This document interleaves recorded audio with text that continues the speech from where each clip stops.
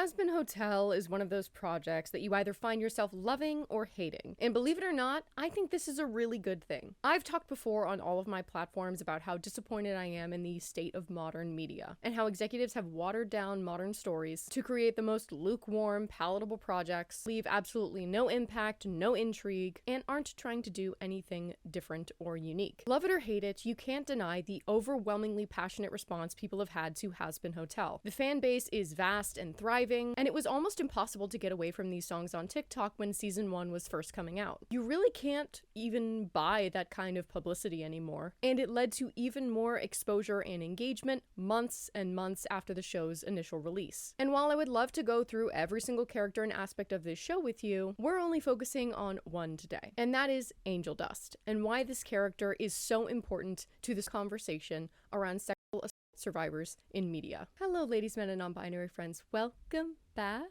Before we get into it, I want to include that Angeldust is not representative of all SA victims, because every SA survivor is different. There isn't a single character that would ever be able to encompass every SA survivor's experience. We are not a monolith, and if you don't relate to him, that's totally okay. But this video is meant to discuss why so many people relate to his experience, and why it has been praised. This video will be breaking down aspects of Angeldust's personality and character arc throughout season 1, and we'll be discussing topics that may be triggering to some viewers. Most prominently, assault, which for the rest of the episode I will be referring to as SA to maintain some amount of ad suitability for this video. If this is a video that you want to skip out on because it's too much for you, I totally understand. I don't want anyone to feel uncomfortable or feel like they have to watch. We will be discussing scenes within Has-Been, as well as the reality of SA survivors, and it can get a little heavy, so just take care of yourselves. Now, the current state of SA rep in media is frankly abysmal, but for now I'll include the TikTok that jump-started my thoughts on this conversation. What's something that movies get wrong that drives you crazy, but other people don't care about at all? Here's mine. Warning, we're going to be talking about SA. SA! Movies don't know how to write characters that have experienced SA. And most of the time, whenever I've seen SA portrayed in TV and movies, or really any popular media, all it does, it doesn't accurately portray the experience. All it does is just manage to trigger everybody who's ever been SA'd in the audience. And I think most of it is because it's being written by people who don't know what the fuck they're talking about. And I think the other issue is that a lot of times when writers include SA in their stories or in their character journeys, it is either for shock factor or because a lot of people have gone through SA or know someone who's gone through SA. It is a really easy and frankly lazy way to elicit a very strong emotional reaction from an audience. I think a lot of writers tend to focus on like the actual act of the SA as opposed to the aftermath and all of what that encompasses in terms of like a person's mental health and like coping journey. It doesn't really show in the long term how that fucks you up as a person, and how usually it doesn't make you stronger. It makes you more difficult to deal with. It makes you a more difficult person. And I'd say that for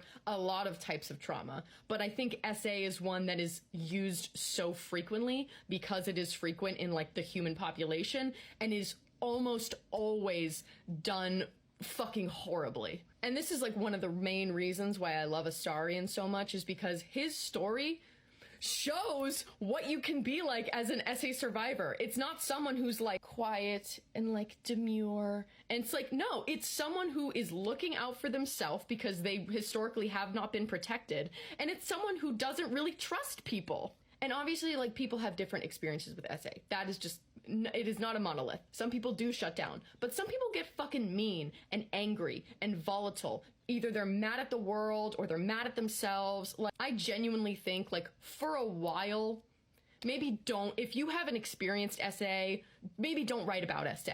I'm not trying to say that, like, you have to write about only your experiences. I think that that's a really good, like, place to start. And I'm not saying that like you should only ever write about your experiences, but I do think there isn't enough like media source material that is good and accurate about the experience of SA for anyone to be fucking writing about the experience of SA just for a little bit, until we get more like Astarion stories where the person who was SA'd isn't seen as this like angelic figure.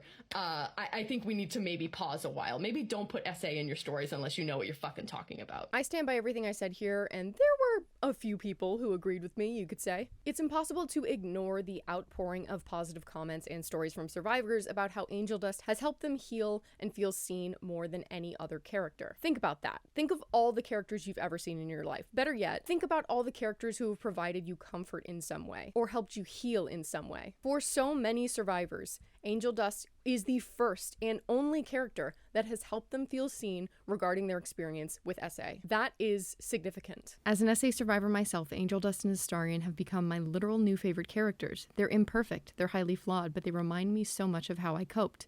As someone who is an SA victim who is thank you. Angeldust is my biggest comfort because of how much I relate to him and his character.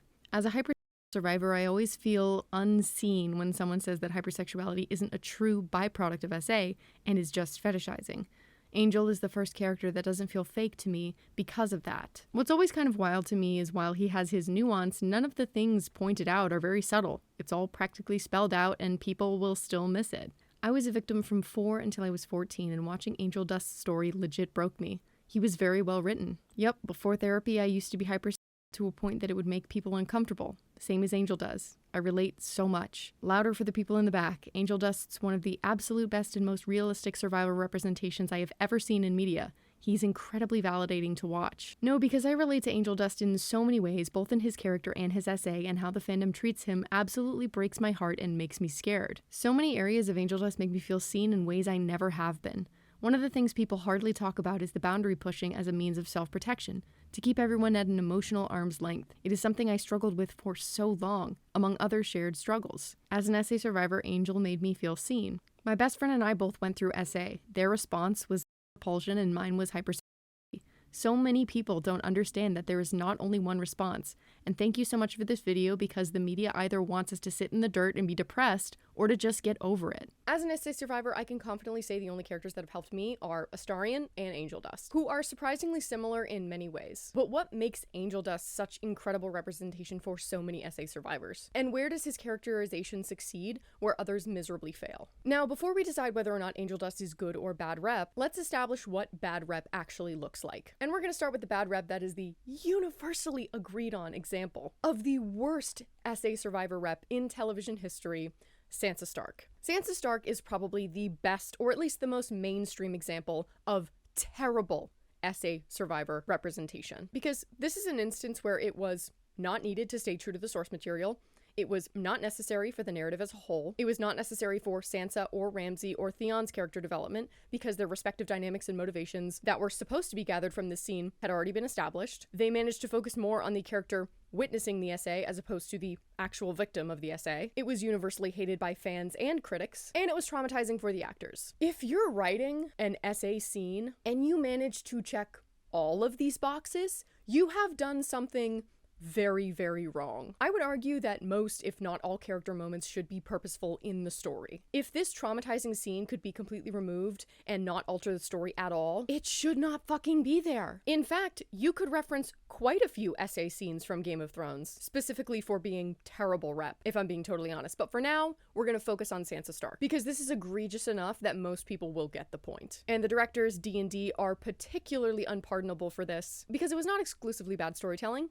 They continuously violated and traumatized their actors. Growing up on a show like Game of Thrones, the subject matter was so heavy that I just developed a coping mechanism of just having the most fun between takes so I wouldn't get traumatized. The scene was horrible and nobody wanted to be there. It was very, very hard watching. It was the worst day of my career. Now, Game of Thrones also did not have an intimacy coordinator at this point, nor did they have any sort of therapist or third-party member to check in on the well-being of any of the actors who were filming these horrific scenes like this for years. It's no wonder that the majority of the Game of Thrones cast have come out since then with absolute horror stories about their treatment on set. So with the acknowledgement that the work that D&D were doing on the set of Game of Thrones was at the very least unethical, let's dive into why this makes absolutely no sense for the story either, and is in turn an absolutely dog shit representation of SA. Critics of this scene aren't necessarily mad that D&D wrote in SA. People are mad because they did it so unbelievably badly. It's important that art be uncensored and we have the freedom to cover a range of topics that are difficult and sensitive, especially something like essay that has been experienced by so many. But when you do it, you need to do it respectfully, especially when you're writing something that you personally have not experienced. This can keep you from playing into biases or harmful stereotypes when writing a character and can limit contradictions within characters and character dynamics. Whenever you're creating a character or developing a dynamic between two characters, or even just writing a story in general,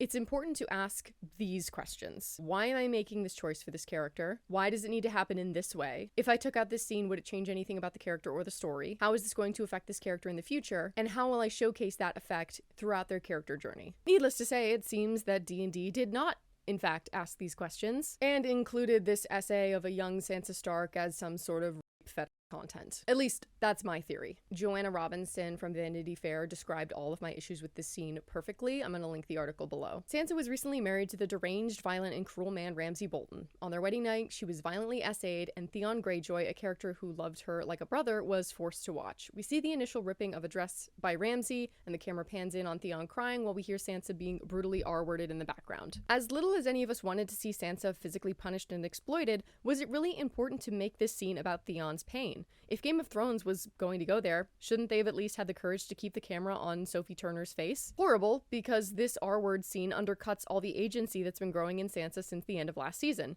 She was at the height of her power earlier in the episode when, stripped back down to her red-headed Tully roots, she told Miranda in no uncertain terms that Winterfell was her home and she would not be intimidated. It's right in line with the Game of Thrones approach to storytelling that Sansa would have the rug pulled out from under her. But did it really have to be R-word that brought her low? Is that really the only horror Game of Thrones can imagine visiting on its female characters? I'd never advocate that Game of Thrones or any work of fiction shy away from edgy plots out of fear of pushback or controversy, but edgy plots should always accomplish something above pure titillation or shock value, and what exactly was accomplished here? Alan said in an interview that this story would position Ramsay as the quote new Joffrey in town, but haven't we had ample time to understand the depths of Ramsay's depravity?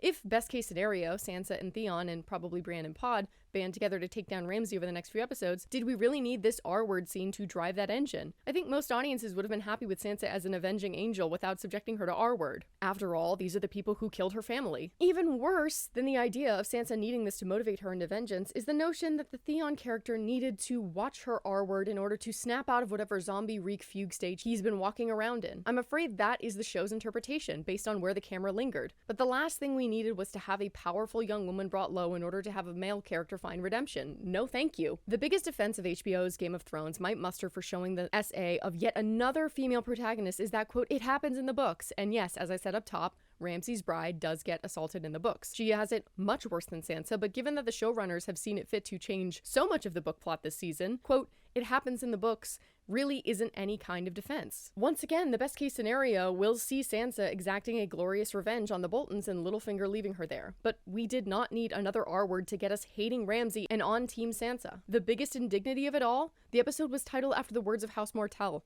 unbowed, unbent, unbroken. Sansa may not be broken, but the 2 out of 3 is still very bad. Also, I know everybody already hates season 8 of Game of Thrones anyway, but the "it made me stronger" line that Sansa has to justify all the brutalization that she has endured in season 8 was frankly unforgivable on top of all of this. This is a perfect example of how writers use SA as a lazy tactic to elicit a strong emotional reaction from their audience, as opposed to writing it with the sensitivity and tact that it deserves. And that so many SA survivors are asking from their writers. Say it with me now, it's just bad writing. Also, I say this in every single video where I talk about SA. Trauma in general does not make you stronger. Typically, it usually makes you more difficult to deal with. It makes your life harder. It makes it more difficult to build relationships. It makes it more difficult to be happy with yourself. And I'm not saying all 100% of the time, the vast majority of the time, trauma in any form does not make you stronger, and we need to abandon this ridiculous narrative because it's actually very harmful and it's actually so stupid. So what can we learn from Sansa? Well, here's a short list of don'ts if you're writing a character who is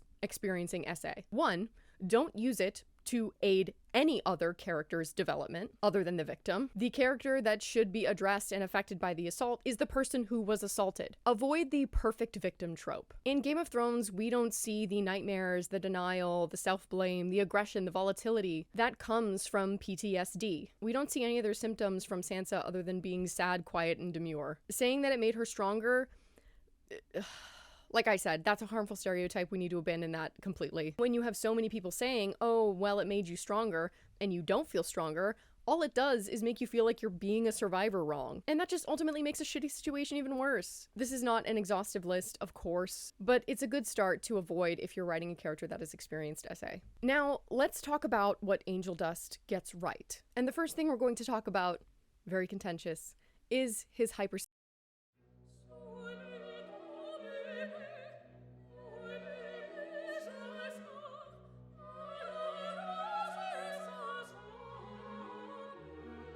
This is the aspect of Angel's personality that has been most heavily referenced as being relatable by survivors, but unfortunately, this is also the aspect that has been most heavily criticized by non-survivors and survivors alike. So let's get some advice from the professionals. I found this easily digestible article written by a licensed professional counselor who specializes in trauma and PTSD to help us out. For those that experience hypersexuality as a result of trauma, there can be various causes. One main cause of hypersexuality after trauma is due to the person's desire to reclaim their power. Often there can be a strong theme of powerlessness that trauma survivors experience after such an event, so engaging in sexual activity afterward that the survivor is able to initiate and control can be a way to reclaim what they feel has been taken from them. If the individual's desire isn't compulsive and generates feelings of pleasure and self-confidence, while remaining consensual between everyone involved, this can be a helpful and empowering way to heal trauma. However, others might engage in behavior as a distraction, a way to cope with or avoid experiencing the emotionally charged thoughts that often follow SA and or trauma. This can be potentially harmful and may lead to feelings of shame, alienation, and could worsen the effects of any dissociative symptoms. And we see examples of both in Angel's character. He finds joy in his sexual nature. He walks into a room very confidently and is sexually forward in his social interactions. He laughs at jokes and makes them himself, and he does seem to enjoy activities when it's his choice. We also see the darker, more harmful side when he purposely puts himself in dangerous situations in hopes that he will become damaged enough that Valentino will let him go. Well, that's a harmful depiction. You just said that hypersexuality can be harmful. Hypersexuality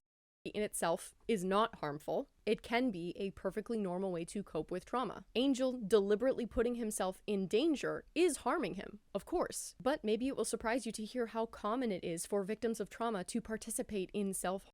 Again, we need to get rid of this idea of perfect victims, or victims that are always acting in their own self-interest, especially when it comes to SA, which is so often intimately tied to your closest relationships, your partner, your friend, even a family member. In this case, Angel's the abusive boss who owns his soul. If you're in a position where you feel like you can't get out and you know you're going to be harmed either way, it would be very easy to slip into patterns of self-harm just to feel like you have any source of control over the situation. That being said, if you or a loved one is harming themselves, I have sources in the description that can help. You are not alone. And this is what Loser Baby is all about. Husk shows Angeldust that he's not alone. We'll get back to that in a later chapter. As long as you are not hurting anyone and you're not hurting yourself, there's nothing wrong with hypersexuality. You should be allowed to enjoy sex after trauma, and many SA survivors do. Now let's look at Angeldust's hypersexuality in the show. Angeldust's hypersexuality is one of the loudest parts of his personality. His humor and physicality are heavily influenced by his hypersexual behaviors. In every other scene, especially in the first half of the season, Angel is making some kind of sexual joke or display with his body. Because SA survivors are often depicted as repulsed in media, this was the first aspect of Angel that triggered alarms for some of the survivors and non-survivors alike. And this is why representation is so important. Despite SA being incredibly common across all genders, SA victims on TV and in movies are some of people's only experience with them. Therefore, a lot of the backlash towards Angel, specifically citing his hypersexuality as disrespectful or worse fetishization of SA survivors, is completely unfounded. And you would know that if you listened to the stories of other survivors that his story did resonate with. In episode 1, the very first scene of Angeldust is offering his services to promote the hotel in this commercial. He doesn't view himself as someone being able to offer anything other than his sexual expertise. There's a level of self-loathing here, and you can catch that right off the bat, which is very real and apparent in many SA survivors. He's delighted at the effect that he has on people, but even early on, it seems performative. Charlie politely declines, gives him the first negative response to his hypersexuality instead of feeding into it like he's used to. He continues on, using his to gain favor before Charlie takes a call from her father. Then Angel starts to buddy up to Husk, again using his hypersexuality to gain favor and is met with a negative response. Husk isn't interested in fucking him, at least not when he's so over the top and forward with it. Angel flirts with him again later when they're filming the new commercial, and Husk physically pushes Angel off of him. He doesn't feed into it. And this is not fetishization. The people that actually care about him don't feed into his hypersexual nature and don't take advantage of that. The only ones that do take advantage of Angel's hypersexuality are the characters we're supposed to see in a negative light, like Valentino or the people drugging him at the club. In episode 3, Angel makes more sexual innuendos and no one laughs, using it again to gain favor and failing. No one in the main crew is feeding into it. Angel offers to help the group with their trust exercises by bringing them into a BDSM club, which, to his credit, he's got the right idea. He's got the spirit. Even though it's not something that you necessarily do with friends, BDSM is all about trust. That is a core tenet of it, despite what 50 Shades of Grey would have you believe. After episode 4, there is a significant decline in Angel's hyper. He's still sensual and never loses that part of him, but it seems less like a performance and it's much less intense. He feels comfortable with the group and is no longer using his sexuality as a tool to get people to like him. He knows he carries value and worth in other ways, and he doesn't have to feel sorry about himself or ashamed at his situation. Angel calls Lucifer a short king suggestively, and that's the only sensual thing he does in all of episode 5. And then we don't see anymore until episode 8. When Husk says these fucking angels won't stop coming, Angel laughs aloud, implying a sexual innuendo, and Husk shares in his humor, jokingly saying, "I walked into that." Husk finally shares a sex joke with Angel. It only took the whole season, but why is this time different? Maybe because Husk realizes that Angel is using his sexual humor to cope. There's context for Angel's behavior, and they're closer as friends, so it's more appropriate and less forced. Oh, also when Lucifer says, "I'm going to fuck you," Angel gives a little smirk, but that's it.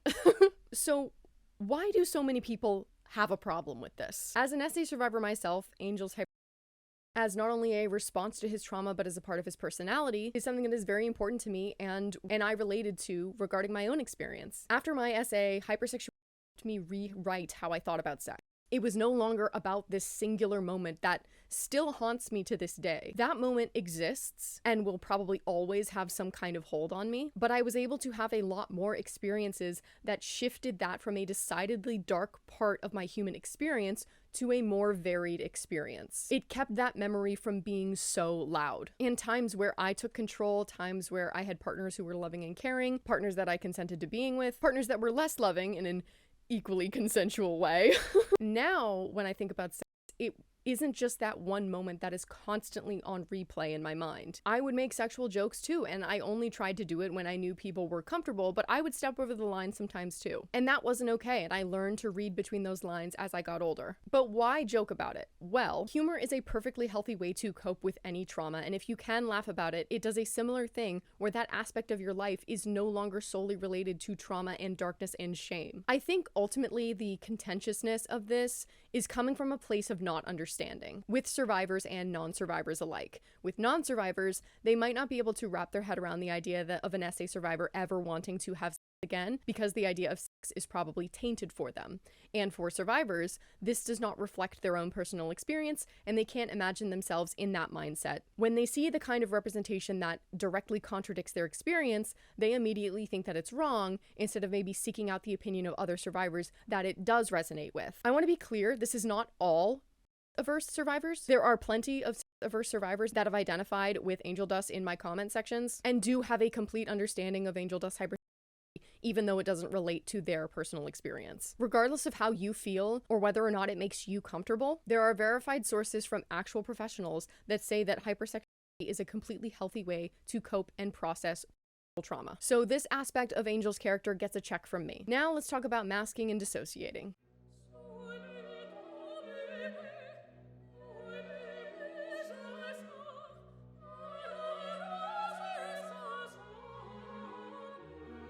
Dissociation is one of many defense mechanisms the brain can use to cope with trauma or sexual violence. It's often described as a, quote, out-of-body experience where someone feels detached from reality. Dissociation is a natural reaction to trauma. Most survivors dissociate to some extent in response to stress, danger, or very strong feelings. Spacing out can be the only way to, quote, escape, especially if you have survived multiple SAs. Masking always involves hiding some part of yourself, but your concealing can vary. Generally, masking falls into a few main categories: social masking, emotional masking, identity masking, and neurodivergent masking.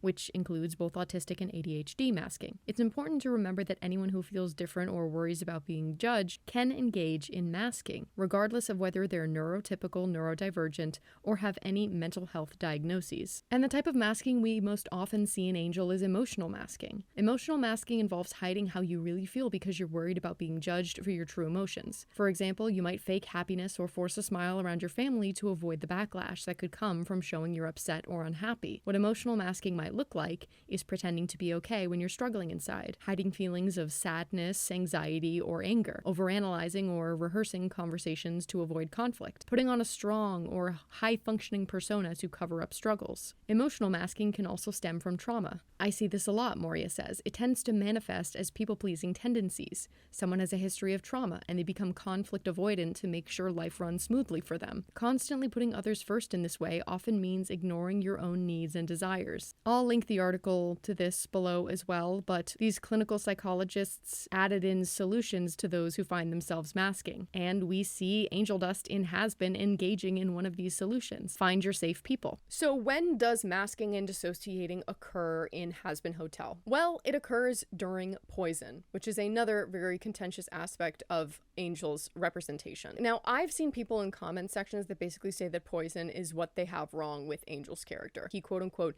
enjoys the abuse that he's experiencing. When, in my mind, as an SA survivor, to me, that's clearly him dissociating. He's putting on a performance. The episode is literally called Masquerade. It's not subtle. Which brings me to the next section of self-destructive behaviors, and self-loathing.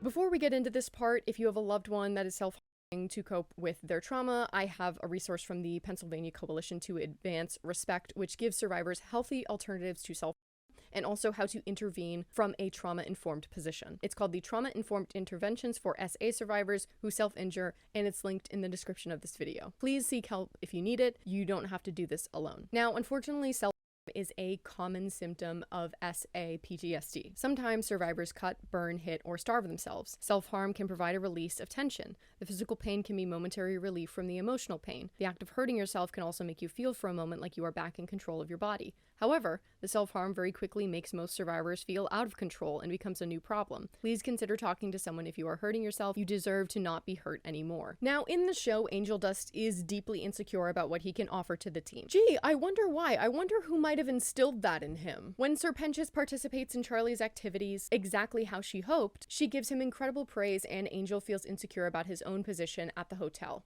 and his worth to those around him, particularly Charlie, who has given him room and board for free. This guilt likely stemmed from Valentino making Angeldust feel like he didn't deserve anything. Angeldust goes to his room, and this is the first instance where we see Angeldust and Valentino's relationship. Angel listens to Val's abusive messages as Val's demeanor yo-yos from being sickeningly sweet to violent and aggressive. We see Angel's discomfort as he spirals in thoughts of self-loathing. You actually think you can change? Addict trash like you doesn't change. I'll see you soon, baby. He's very uncomfortable after being reminded about his tether to Val, and we as an audience should be able to tell immediately that his relationship is abusive and that Angel is not happy that he's in it. Now, let's get into Loser Baby, because Husk directly addresses Angel's self-harm. Again, not romanticizing it, not fetishizing it, and showing Angel how harmful it is without judging him. At the start of the song, Husk directly addresses Angel's shitty situation, perfectly describing how he feels inside. Hopeless, filthy, and how he can't face the world without the assistance of drugs and vices. Instead of comforting him, Husk is like, yeah, this is what you're feeling and you're right. Angel is taken aback by this, because this obviously is not the natural response. Husk goes on to explain that Angel is a loser, baby, a fucked up little whiny bitch.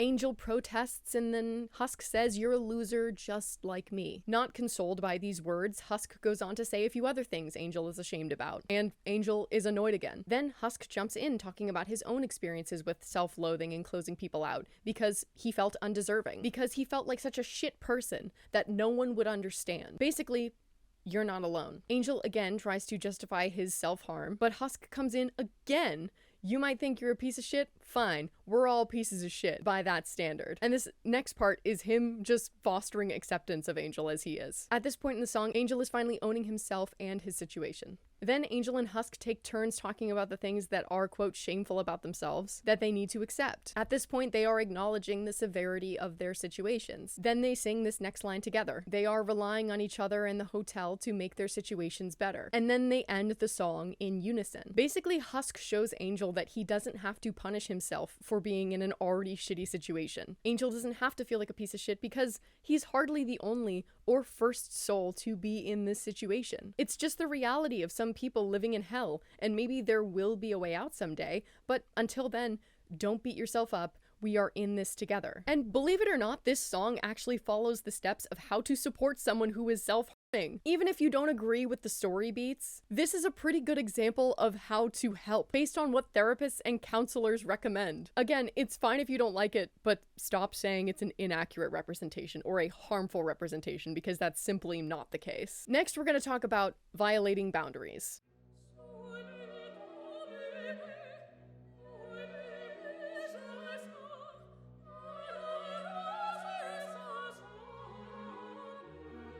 Because sexual violence is such a boundary violation, it impacts the survivor's perception of when or how to set boundaries. Survivors may be unfamiliar with boundaries in general. They may not know that they have a right to create and enforce them, and many survivors need support developing and practicing boundaries. Again, we see this pretty blatantly in Angel's introduction, and is one of the main aspects of his personality that his critics have an issue with. Unfortunately, this is the reality of many SA survivors, and is a fairly accurate depiction of someone like Angel who has experienced serial SA. Again, just because it makes you uncomfortable doesn't mean it's bad writing, it doesn't mean it's fetish, and it doesn't mean it's a bad representation of SA. And this is the case for many of the major personality traits of Angeldust that people have a problem with. If you look up symptoms of PTSD in SA survivors, the vast majority of Angel's personality traits that people have a problem with are some of the most common symptoms of PTSD in SA survivors. I don't make the fucking rules. Including flaws in characters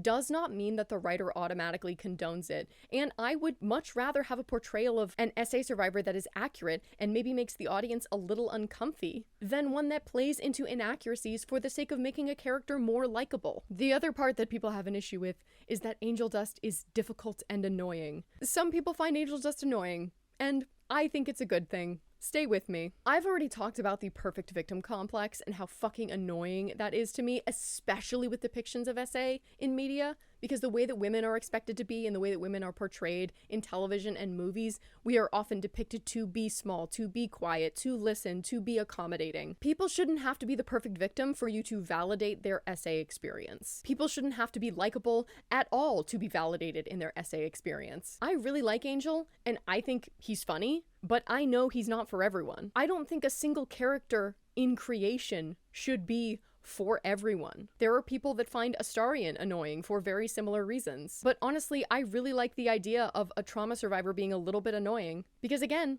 I think it's accurate. Despite popular belief, your assault and trauma typically doesn't make you stronger. It makes you more difficult to deal with. It makes you into a difficult person. Most of the time, it can make you more insecure, angry, volatile. It can make you incredibly cynical. That was what happened to me. I was so angry at the world, and I did not trust anyone. I still have really bad issues with trusting people. Everyone's journey is different. Everyone has bumps in the road. You don't just wake up one day and feel better. It can get easier, but sometimes you just have really bad days. And those days really suck. And yeah, sometimes some of us are annoying for any number of reasons. Maybe we're seeking validation. Maybe we're dealing with our own insecurities. Maybe we feel like we have to perform so we can keep our true self protected because we were too vulnerable with someone and they took advantage of that. But to be honest, if you don't like Angel because you think he's annoying, that's fine. I'm not gonna hold that against you. He might just not be your cup of tea. And if that's the case, just leave the character alone and move on.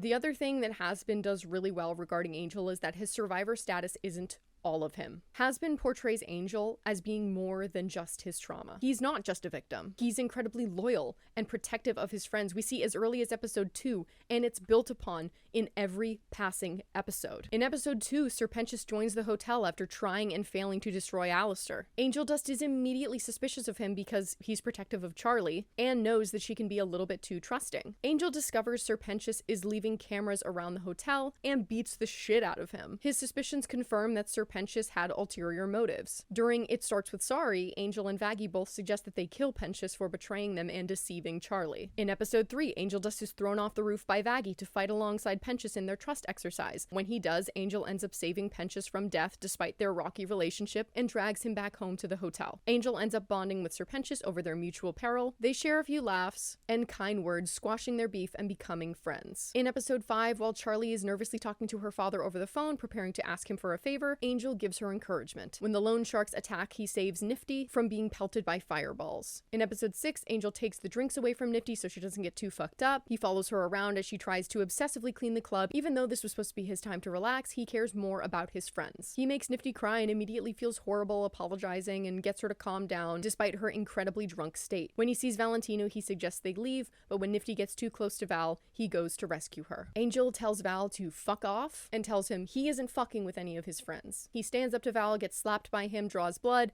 and Angel angrily walks off. Husk comforts him and tells him he did good. In episode 7, Charlie and Vaggie basically tell Husk and Pentius and Angel to get out of there while they can, worried that they will be ill-prepared for the legions of heaven and everyone in the hotel will die because of it. But during this episode, while Charlie is gathering forces from Cannibal Town and Vaggie is getting weapons from Carmilla, Angel, Husk, and Pentius are all fortifying the hotel together, preparing for the girl's return. Angel is prepared to risk his life for this cause. In episode 8, Angel has a heartfelt conversation with Husk, talking about his progress and how Angel would rather spend a night drinking with his friends in the hotel than a crazy night of partying like he used to. He even plays wingman to try to set Cherry up with Serpentius. Angel puts himself in the line of fire during the battle and fights with his newfound friends. He saves the last egg boy from death, and at the end he helps rebuild the hotel with everyone and has his found family, everyone is okay moment. Angel's status as an SA survivor informs his character and his character's inner and external conflict. He's incredibly hypersexual, more so than anyone else in the hotel. No one laughs at him or feeds into his jokes or behavior. No one engages with him romantically. No one engages with him sexually.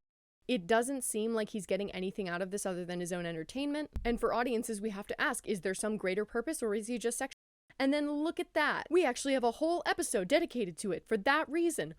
Wow. I really think the discourse should have ended here, but apparently I have to spell it out for you. So let's do a quick breakdown of Poison. Now, in the Poison music video, it doesn't focus on any one shot for too long. It is constantly moving. We never have to sit in those uncomfortable moments for very long. It's not gratuitous the way that, for example, Sansa Stark's is. Not being able to watch the scene with Sansa Stark is not the same as not being able to watch Poison. And I understand everyone has their limits and their boundaries. If you can't watch both, totally fine. But one focuses heavily on using the pain of an SA survivor to focus on a male character's and witnesses' pain. And the other is showcasing the pain of an SA survivor to explain why they are the way that they are and the pain that they feel. It informs the character. It helps us understand why Angel is the way that he is. It also showcases Valentino in a more sinister light. So we see him for the manipulator and abuser that he is. It villainizes his abuser, which is a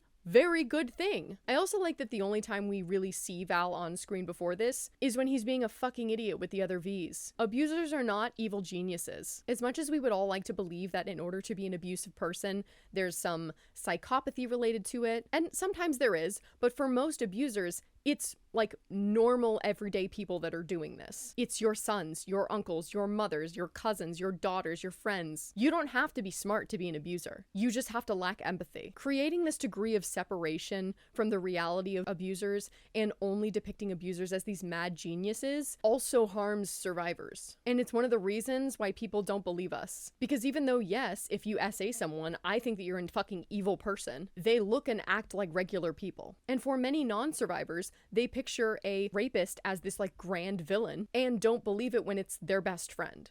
That is the problem. If everyone that SA'd someone was a villainous mastermind, we would have a lot more Lex Luthors walking around. I think Val is a very accurate depiction of an abuser. Because before Poison, we haven't seen Val as a competent villain yet. If we had already seen Val as a competent villain, then his role in Poison would have been redundant. We needed a song or a scene or a moment like Poison to showcase just how horrible and disgusting and evil he is. And for anyone saying that Angeldust or Poison is a fetishization of SA survivors, you are actually fucking stupid. You do realize that one of the most common signs of SA, PTSD in adults and children is hypersexuality. Like, I literally Googled, is hypersexuality a sign of abuse? And the third link down was a scientific paper saying that there are significant links between the two. This is the easiest thing to disprove via Google search. If anything, Angel is a stereotypical survivor in that respect. And again, if you had listened to actual survivors in the comments of the videos that you are angrily commenting on, telling you that, then maybe you'd be smart enough to shut the fuck up about it. But he looks happy when he's dancing. That's fetishization. Oh my god. In every other scene, he has a different emotion in that video. Every time there's a camera and he's performing, he's smiling.